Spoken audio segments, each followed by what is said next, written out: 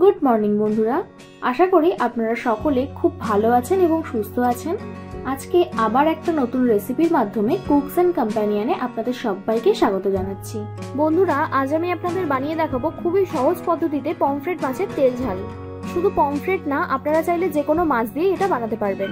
খেতে কিন্তু দুর্দান্ত হয়। চলুন তাহলে রান্নাটা শুরু করি।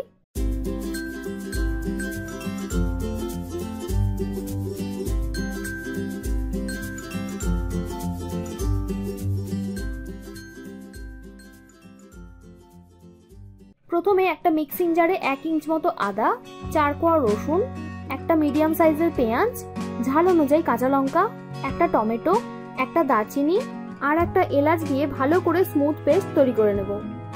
এই দেখুন, ঠিক এই রকম হবে। এবার এইদিকে কড়াই 3 টেবিলস্পুন সরষের তেল দিয়ে তেল গরম হলে পমফ্রেট মাছগুলো এক এক করে ভেজে নিতে হবে।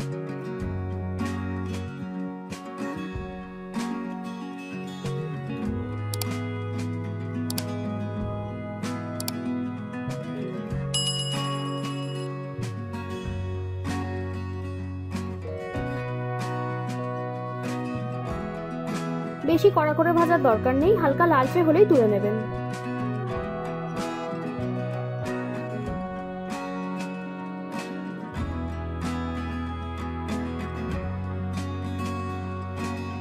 এখন মাছের তেলেই 1/4 টিস্পুন কালো জিরে দিয়ে দিচ্ছি আর বেটে রাখা মশলাটা পুরোটা দিয়ে দেব। এবার এটাকে খানিকক্ষণ ভাজতে হবে।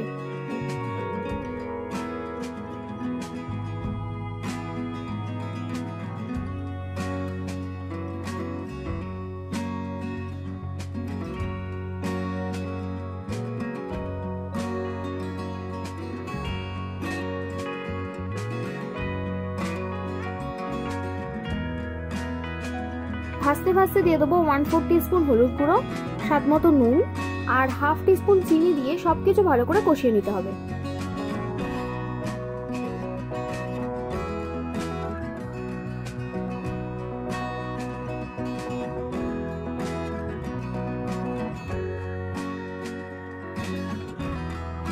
এখন আমি দিয়ে দিচ্ছি 2 চামচ মতো টক দই।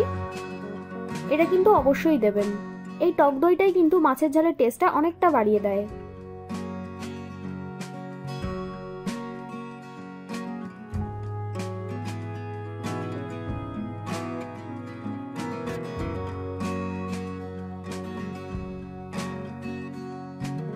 এবার আমি অল্প অল্প করে জল দিয়ে এটাকে কষাবো। এতে কিন্তু আর কোনো রকম মশলা দেওয়ার নেই।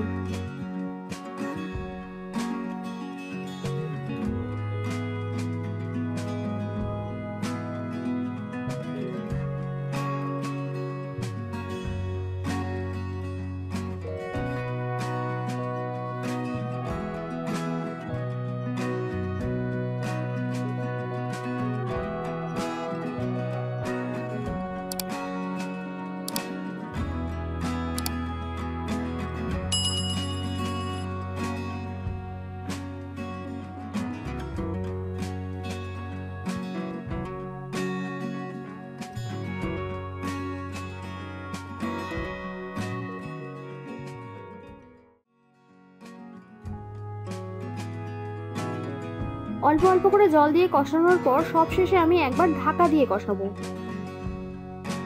বেশি না, 5 মিনিট মতো ঢাকা দিয়ে রাখলেই যথেষ্ট। এবার ঢাকা খুলেই মাছ ভাজাগুলো একে একে দিয়ে দিতে হবে।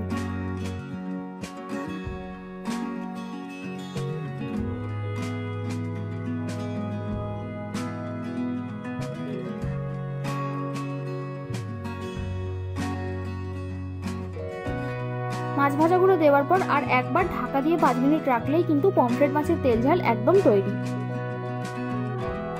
দেখলেন তো কতটা সিম্পল ভাবে আমি রান্নাটা করলাম।